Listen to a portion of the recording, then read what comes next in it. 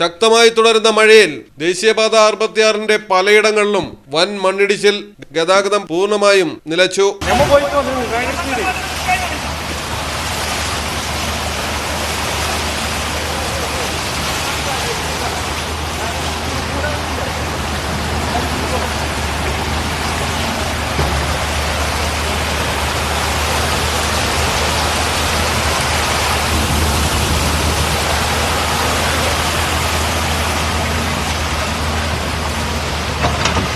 കാസർഗോഡ് ദേശീയപാത 66 നിർമ്മാണത്തിലിരിക്കുന്ന പല ഭാഗങ്ങളിലും കുന്നുകൾ ഇടിഞ്ഞാണ് അപകടമായത്. മലവെള്ളം കുത്തിയൊഴുകി റോഡുകൾ ഒലിച്ചുപോയി.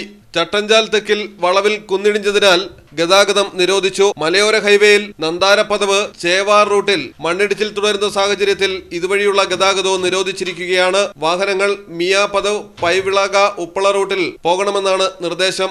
കാര്യങ്കോട്, ചന്ദ്രഗിരി, കുമ്പളപ്പുഴകൾ കരകവിഞ്ഞൊഴുകുന്നതിനാൽ ചില ഭാഗങ്ങളിൽ ആളുകൾ ബന്ധുവീടുകളിലേക്ക് മാറി താമസിക്കുകയോ മാറ്റി പാർപ്പിക്കുകയോ ചെയ്തിട്ടുണ്ട്.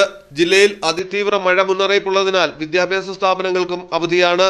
മലയാളം ടെലിവിഷൻ, കാസർഗോഡ്.